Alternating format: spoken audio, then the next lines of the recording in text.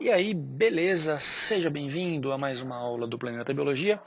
E hoje vou falar de biotecnologia, certo? Essa é uma disciplina que vem crescendo bastante aí nos últimos tempos. É um assunto que é recorrente aí no Enem, nos vestibulares e tem se tornado obrigatório também no ensino médio, também no ensino fundamental, certo?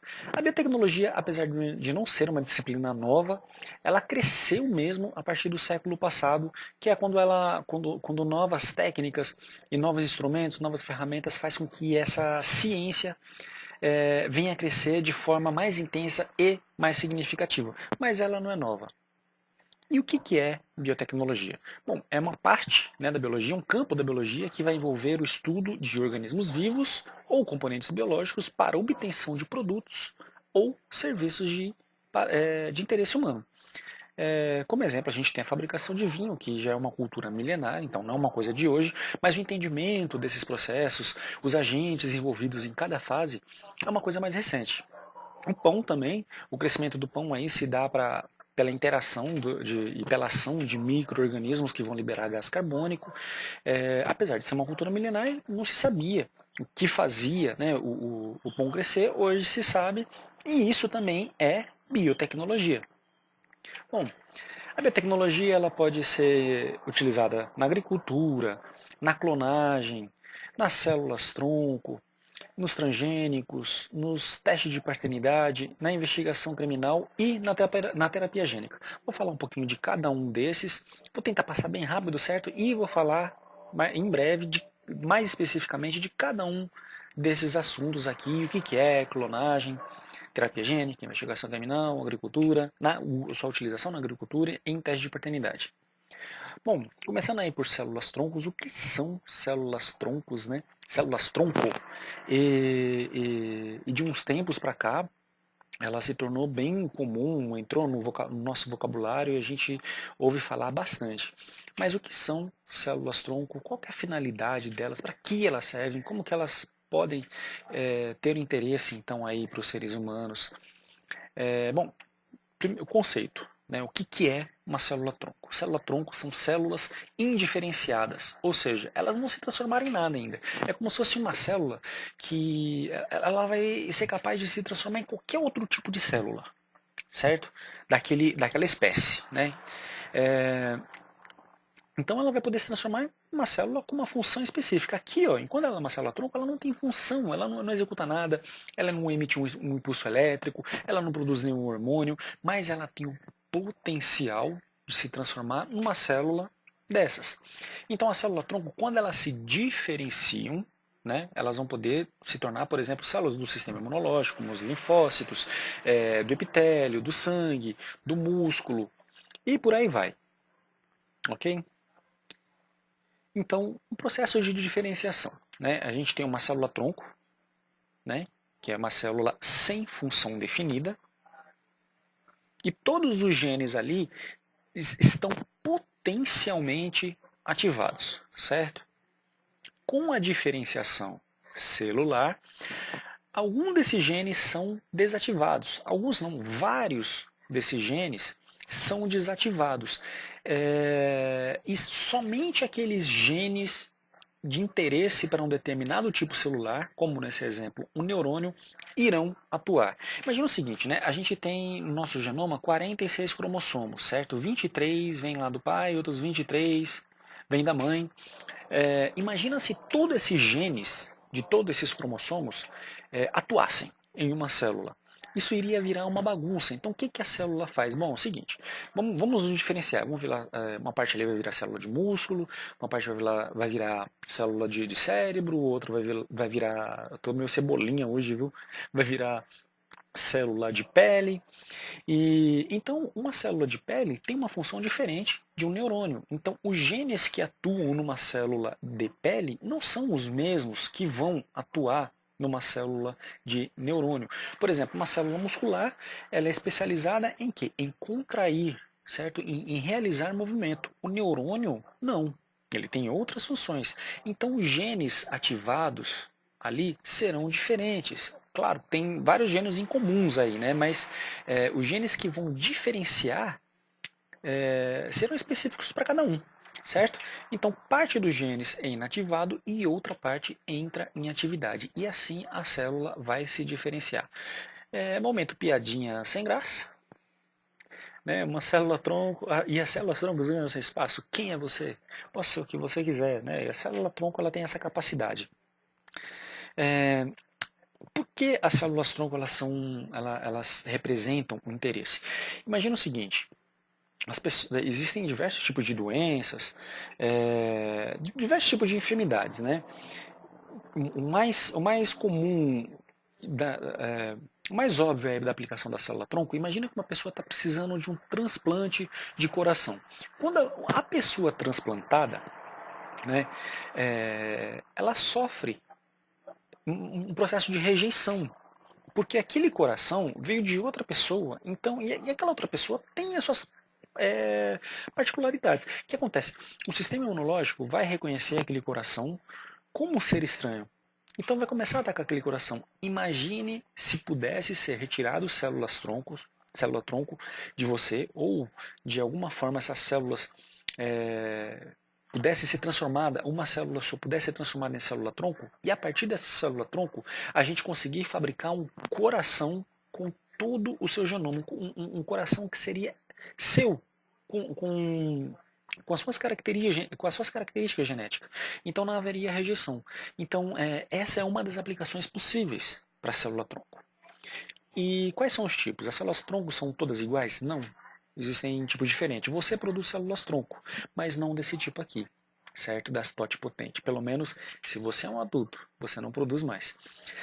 As células-tronco totipotente ou totalmente potente, elas são obtidas através da mórula, ou seja, lá quando você é um embrião ainda, né? Logo depois da fecundação, no primeiro estágio embrionário.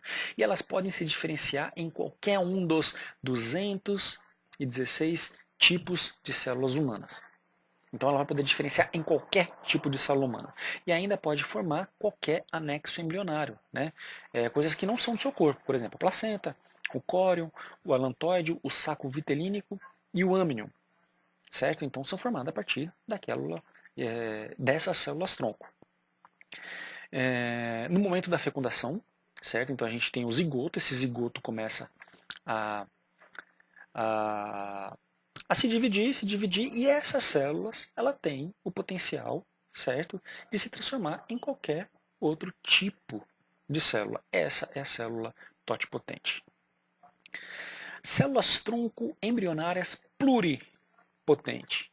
Elas são retiradas do interior do embrião na fase de blastocisto, ou seja, numa fase já mais adiantada, em uma região denominada embrioblasto, ou massa celular interna.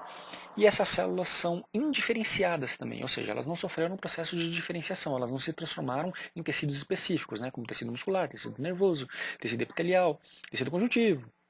Né? E elas podem se diferenciar em qualquer um dos 16 tipos de células humanas, mas não formam os anexos embrionários, né? Como eu disse ali no slide anterior. Então, aí novamente, o zigoto, que é a união, né, é resultado da união do espermatozoide com o óvulo. Aí a gente tem as primeiras divisões lá, mórula, blastocisto, e, certo, nessa fase a gente tem as células pluripotentes, que aí elas vão poder se formar em qualquer um dos 216 tipos de célula. Então você imagina se a gente pudesse, se em alguma fase da vida, existe toda uma discussão de bioética relacionada a isso, imagina se a gente pudesse conservar essas células-tronco de nossos filhos, né? No nosso caso a gente não tem, não é mais possível isso, porque não foi recolhido, ou acredito que não, né? No seu caso, mas se foi, desculpa aí, então, né, foi mal aí, a célula-tronco está lá guardada, então. Então, essas células poderão se formar outros tipos de tecido. Imagina que uma pessoa, a gente não sabe se uma pessoa vai desenvolver, por exemplo, leucemia. Se essa pessoa desenvolver leucemia, a partir da célula-tronco a gente pode curar, né? Enquanto a pessoa que tem leucemia hoje e não tem, pelo menos as pesquisas até hoje, até o momento desse vídeo aí que eu fiz, como a gente ainda não pode, a gente se cura, uma pessoa vai se curar da leucemia somente através de um doador compatível. Bom, células-troncos multipotentes. Outro tipo, então a gente já viu três, né? As TOT, as pluri e agora as multipotentes. São células indiferenciadas a partir da medula óssea. Olha aqui, ó. Medula óssea você tem. O que é medula óssea? Lá no interior do osso, certo? Também o popular tutano ou mocotó, dependendo da região. Mas vamos chamar de medula óssea. No interior do osso, aquele buraco que tem no osso, você já viu algum osso de boi? Aquela parte chama medula e é ali onde é produzido sangue, certo? Ou também em outros lugares, como o cordão umbilical, no intestino e pele também há alguma produção de células multipotentes. Elas são capazes de originar somente os tipos celulares que compõem o tecido ou órgão específico onde estão situadas. Então existe toda uma discussão aí, já até avançada, várias pesquisas avançadas em relação às células-tronco multipotentes do cordão umbilical. Existem aí pais que estão recolhendo, a gente até programa isso, para ir hoje que você paga uma grana aí e eles vão lá e recolhem cordão umbilical. Então, se essa criança, né, o adulto, que teve aí células recolhidas do cordão umbilical, tiver alguma doença de origem genética, alguma doença, algum câncer, ou precisar de algum transplante, há possibilidade de produção de tecido a partir dessas células. Então, vamos lá. Uma célula tronco multipotente, um hemocitoblasto, certo? Que está na medula óssea. Então, esse exemplo é sanguíneo. Então, essa célula aqui, tronco, ela será capaz de se diferenciar em qualquer um desses tipos de célula. Hemácias, né, leucócitos, como no caso o basófilo, o eosinófilo, o neutrófilo, né, que são do tipo granulócitos, porque no microscópio elas possuem um aspecto granular, parece que existem grãos em seu interior, lá no citoplasma. E há granulócitos, também como linfócito e monócitos. E também o megacariócito, que vai originar plaquetas. Okay? Então, de uma célula multipotente, de um tipo, né, ela vai poder originar todos esses tipos celulares.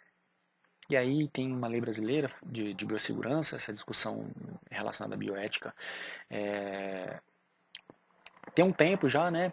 E diz que só é permitido o uso de células-tronco embrionária a partir de embriões que estejam congelados há no mínimo 3 anos, ou que seja por algum motivo inviável para a implantação. Além disso, a utilização de células-troncos obtidos de embriões é liberada apenas para fins terapêuticos ou científicos.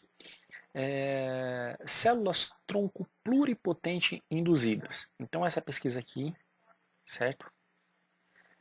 O que acontece?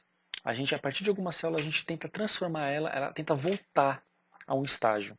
A gente tem, por exemplo, a célula da pele, célula multipotente da pele, com alguns estímulos, a gente tenta retornar ela em um estágio anterior, transformando ela em célula pluripotente, certo? Com inserção de genes para induzir a sua reprogramação genética e obtenção de células reprogramadas semelhantes às embrionárias. Nesse caso, não há necessidade do uso de embriões, né? Apenas o uso aí de uma célula pluripotente daria a possibilidade desse método.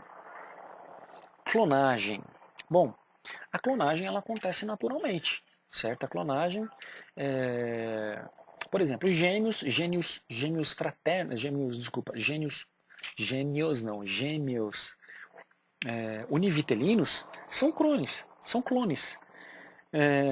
Eles possuem um DNA muito semelhante. Quando você também pega uma muda de uma planta, sei lá, pega um galho de uma árvore e a partir daquele galho é gerada uma nova planta, aquilo é um clone também, de certa forma. Então a clonagem já é feita há muito tempo, certo? Existe a clonagem natural, que acontece, né? Às vezes você não precisa nem pegar uma muda de uma planta, mas um próprio pedaço da planta, o vento leva, a água leva, ela vai parar em outro lugar e ela nasce em outro lugar, isso se dá de forma natural. E os gêmeos são de forma natural também. E existe também a artificial, certo? Que a gente pode dividir em reprodutiva e a terapêutica. A reprodutiva muito mais comum, muito comum em em bois, né, vacas lá, que você pega lá um embrião, desse embrião você separa as células, e você separa ela em dois, e aí você vai ter dois indivíduos. Isso é um processo de clonagem. Na clonagem natural, né, ocorre por reprodução assexuada. Olha lá, a reprodução assexuada é um processo de clonagem. A estaquia, fragmentação, brotamento, a estaquia, né, com a muda, quando você pega uma estaca, brotamento, bipartição, ou devido à separação de células do embrião na fase do blastocisto, que é no caso dos gêmeos. Então aqui a gente tem um exemplo, uma bactéria se dividindo de forma assexuada por bipartição, e essas células serão clones naturais. Aqui é a clonagem natural também por reprodução assexuada, por estaquia, fragmentação, brotamento, bipartição, ou devido à separação de células embrião na fase de blastocisto. Certo? Então, a partir de um pedaço aqui, a gente consegue, nessa foto, a gente consegue ter indivíduos com um DNA idêntico. O DNA desse indivíduo, desse indivíduo, desse indivíduo é idêntico. É como se eles fossem o mesmo indivíduo, pelo menos geneticamente. E aí, só para a gente entender aí que são os gêmeos idênticos, ou os gêmeos univitelinos e gêmeos fraternos. No caso de gêmeos idênticos, então você tem um embrião e um óvulo, certo? Que vai haver a fecundação, esse zigoto vai se dividir, em determinada fase vai haver uma separação, ou seja, o gene aqui, o DNA aqui, ó, certo? É idêntico, então vai se dividindo o mesmo DNA, mesmo genoma, certo? Então eles serão com um DNA muito parecido mesmo. Nunca é 100%, certo? Mas o maior grau de semelhança está entre os gêmeos idênticos. No caso dos gêmeos fraternos, que não são clones. Por quê? Porque o óvulo, lá na meiose, eu já falei sobre isso na meiose, e o espermatozoide também, que são formados por meiose, tem uma parte, em uma das fases da meiose acontece lá o crossing over, ou permuta, em que esses genes eles vão ficar um pouquinho diferentes, eles vão dar uma misturada ali, certo? Então, um espermatozoide não é idêntico ao outro, apesar deles serem parecidos, por seu DNA do pai, o genoma do pai, eles não são idênticos. Então, é por isso que pode nascer, no caso, como são espermatozoides diferentes, se esse espermatozoide aqui for, por exemplo, X vai nascer menina e aqui XY vai nascer menino. Então a gente pode ter gêmeos em sacos diferentes, saco vitelino diferente. Aqui, no caso de gêmeos idênticos, obrigatoriamente será no mesmo. E aqui, separado. Um caso especial de clonagem, que foi da ovelha Dolly, que tem muito a ver com esse tipo aqui, ó, de célula-tronco. Então, são assuntos relacionados, certo? Então, a partir de uma célula-tronco, a partir de uma célula já diferenciada, com certo grau de diferenciação, ela foi reprogramada e se originou um outro ser vivo. Então, a ovelha Dolly, no caso, é considerado um marco aí na história da biotecnologia. Até separa dois grandes momentos, porque foi realmente um grande feito, porque até então a clonagem era feita como? Né? Você tinha células lá se dividindo, como acontece aqui, nos gêmeos, só que isso feito de maneira artificial, lá no microscópio, vai lá e separam.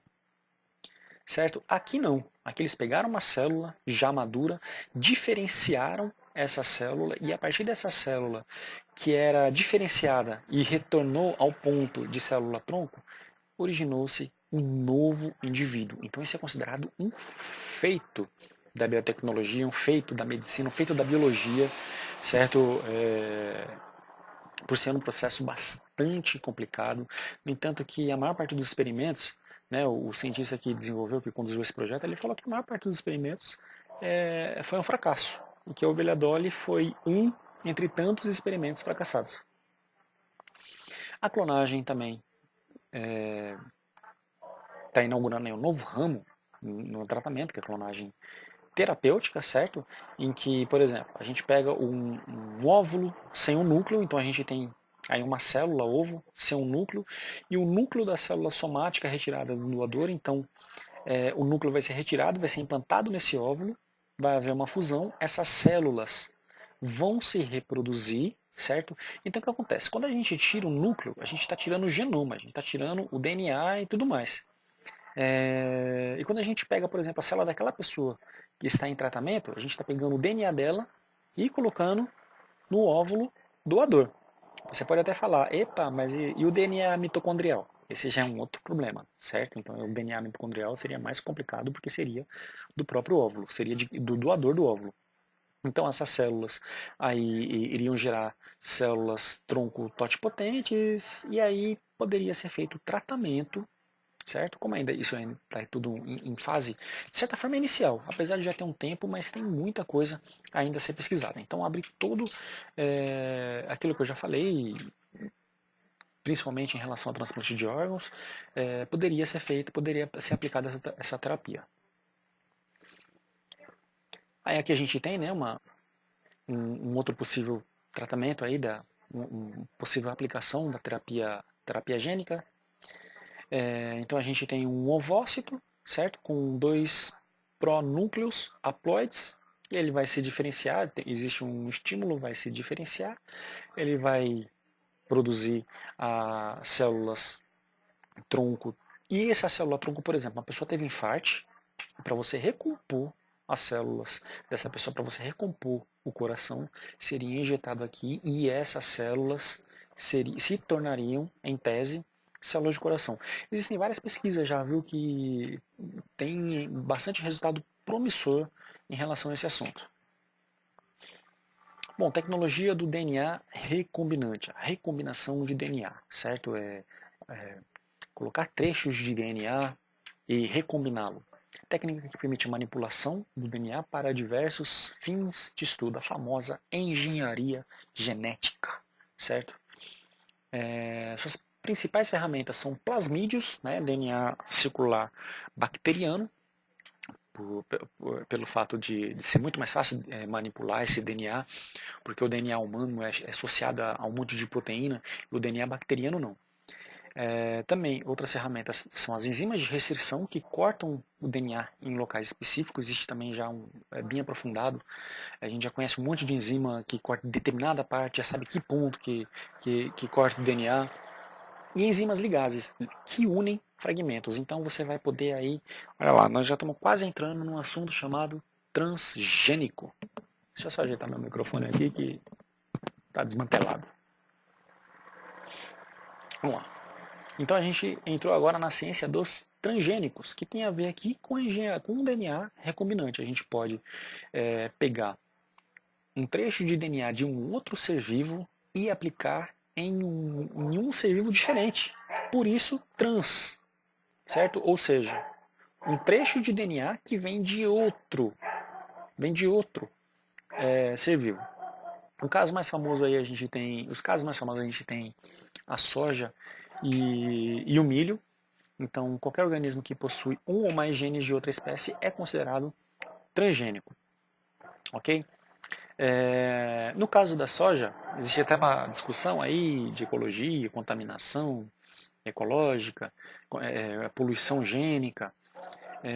No caso da soja, o que acontece? A soja transgênica,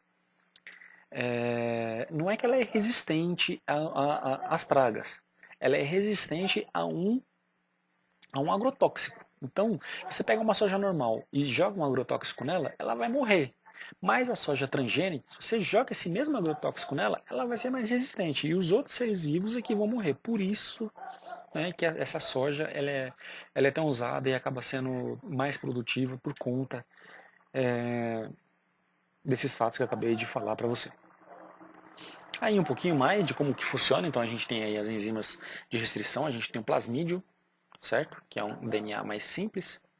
Então aqui a tesoura representa um DNA de transição. A gente pega um DNA, outra enzima, DNA de transição, não, uma enzima de restrição que corta um trecho específico e a gente vai pegar uma outra enzima de restrição em um outro ser vivo, pegar um pedaço desse DNA, aqui por exemplo esse, e vai inserir aqui nessa região, ok? Então esse trecho vai se juntar agora aqui. E agora a gente tem um ser vivo transgênico. Aí a gente usa as enzimas ligase que vão ligar esse plasmídio e a partir daí a gente tem um ser transgênico que aí a partir disso vai poder se dividir de forma sexuada e então em pouco tempo pode-se ter milhões, bilhões desses seres vivos. Um problema muito comum na engenharia genética, quando você é feito isso, a maior parte deles morrem, porque o DNA acaba sendo incompatível. E poucos deles acabam tendo sucesso.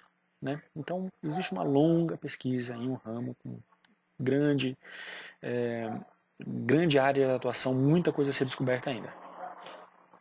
Em relação aos alimentos transgênicos, hoje eles são sinalizados, né, com a letra T. Até teve uma discussão aí que eles queriam tirar esse T, porque boa parte das pessoas não querem se alimentar com esses alimentos, porque na verdade não há uma comprovação se isso faz mal, se faz bem.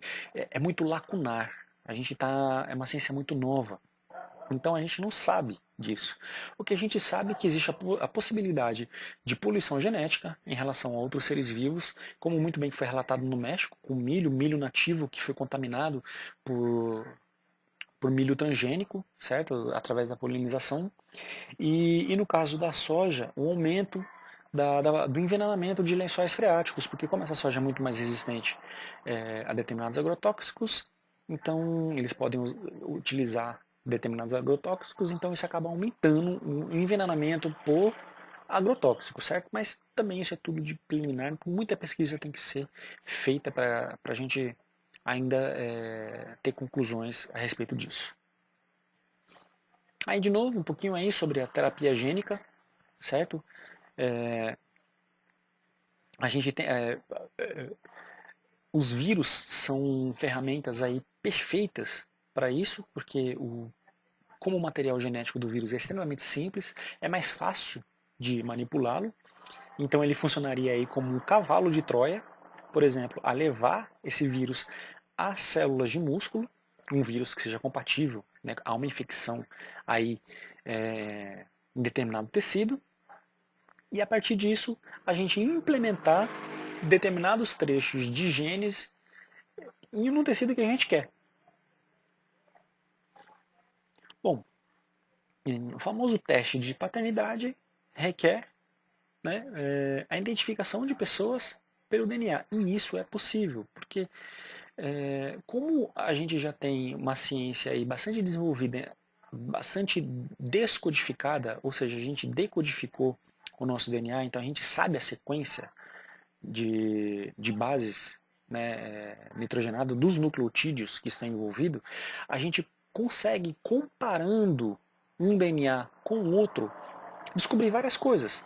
Por exemplo, se um sangue encontrado em algum local é de determinada pessoa, ou se uma criança, se uma pessoa é de fato filho de determinada pessoa. Então, a partir dessa comparação, certo?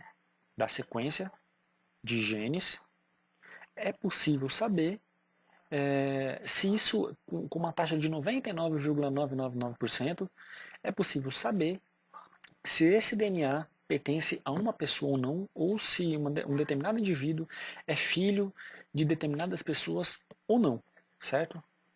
Através do conhecimento da sequência das bases nucleotídeos do DNA.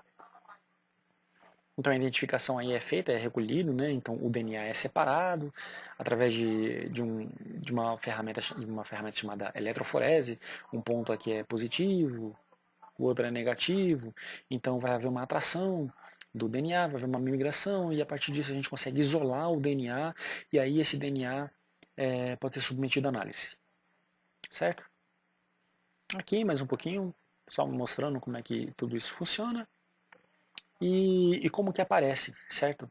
Esse resultado. Então, a partir disso, a gente tem os suspeitos, certo? Então, a gente tem o DNA da vítima e da outra espécie, certo?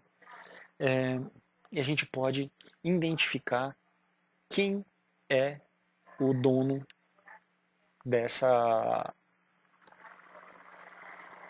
Aqui, desculpa, aqui é quem a gente quer descobrir, certo? E é um desses três. E é um desses três aqui, certo? Então, olha só que interessante. Esse gene aqui, ó, tá vendo?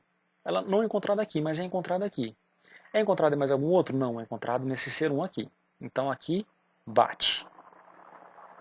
Esse aqui não é encontrado nenhum outro. Não tem aqui, também não tem aqui, mas não tem nenhum outro. Esse outro aqui também não é encontrado nenhum outro. E esse gene aqui é encontrado aqui. Opa, já começou a enrolar. Aqui é a mesma coisa, é encontrado. Aqui a gente tem. Aqui não é encontrado aqui, não é encontrado aqui. Aqui, não bate nenhum outro. E aqui, olha só. Certo? Então, pela minha análise, o suspeito, culpado, é o indivíduo número 1, certo? Aqui mais um, né, um teste de paternidade. A gente tem a mãe, o pai e os felotinhos, certo? Bom, essa menina, a gente sabe que essa menina recebeu o gene, esse gene aqui veio da mãe. Esse gene aqui veio do pai. Esse daqui não veio de ninguém, ó. Aqui também veio do pai. Então a gente já só de bater o olho, a gente já começa a determinar algumas coisas. Nem tudo bate, é por isso que é feito em um trecho grande. Aqui bateu aqui e aqui não bateu. Certo? Então a gente vai fazer essa análise. Aqui bateu. E aí a gente vai determinar. Certo? Como esse aqui é um trecho pequeno, né? Então, como o trecho é grande, para poder ter uma certeza, um grau de certeza maior, a gente precisa de um trecho bem maior. Aqui a gente tem, de novo, o suposto pai, a mãe, filho. Então a gente recolhe amostras da mãe, do filho, do pai. No caso da mãe, tem esse gene e ela recebe. Desculpa aqui. E o suposto pai não teve. Da mãe, teve. Do pai, teve. Então isso aqui é um indicativo. Como é uma amostra muito pequena, certo? Aqui o filho não teve nenhum. Aqui, ó, não teve nenhum gene, certo? O suposto pai, no caso aqui, seria esse. Aqui é só uma amostra, precisaria ter um trecho grande para ter um grau de certeza maior. Mas é assim que é feito, através dessa comparação. Ou esse gene é encontrado na mãe? Não, não é. Mas é encontrado no pai? Sim, é encontrado. Aqui é um pouquinho maior, né? O pessoal que vai trabalhar com teste de paternidade, os futuros analistas aí de laboratório vão trabalhar com trechos bem maior. Como esse aqui é um pouquinho maior, então a gente tem a mãe e a criança. E quem que é o pai? O homem A ou o homem B? Então, vamos analisar. Tem esse gene aqui não é manifestado nem no homem A, nem no homem B, e também não foi manifestado da criança. Então aqui, esse gene não dá para concluir nada com ele. A gente tem um gene na mãe aqui, nenhum dos dois no pai, mas na criança o gene da mãe se manifesta. Então beleza, aqui da mãe manifestou. A gente tem um gene que essa mãe não tem, mas se manifesta na criança, esse pai não tem e esse pai tem. Opa, aqui é um indicativo de B, ó, o homem B. Né? É definitivo? Não. Bom, aqui não aparece, certo? Não deu positivo. Aqui novamente deu como gene da mãe, não aparece nem no pai, nem no homem A, nem no homem B. De novo um gene que também não se manifesta, todos inconclusivos. Aqui, esse gene da criança aparece na mãe? Não. Aparece no homem A? Não. Opa, mais uma coisa reforçando aqui o homem B. Bom, esse gene aqui não manifesta, vamos pular direto para esse. Aqui ó, é diferente, certo? Esse gene se manifesta de uma forma diferente. Aqui na criança se manifesta de forma diferente do que da mãe. Não foi encontrado nem no A nem no B, então não é conclusivo. Aqui, mais uma vez, esse gene é encontrado na mãe. Então, também não é conclusivo porque já sabe que vem da mãe. Aqui não se manifesta. E aqui mais um. Ó. A mãe não se manifesta na mãe, mas esse gene se manifesta no homem B. Pelo homem B. Então, o pai da criança é o homem B. Isso aqui é só um simuladinho, né? Porque no teste real é muito maior. Se o teste fosse assim, ele também não seria conclusivo, porque é muito pequeno isso. Aqui mais um teste, ok? E faça aí você, me diga o resultado, coloque aí nos comentários e me diga que resultado, que conclusão você chegou. Bom, é isso aí, galera. Em breve vou estar falando um pouquinho mais sobre todos os outros temas, relacionados aí à biotecnologia de maneira um pouquinho mais detalhada. E vou ficando por aqui, certo? Se você não se inscreveu, se inscreva. E qualquer pergunta, deixa aí nos comentários que eu respondo assim que puder. Bom, valeu, falou e até a próxima.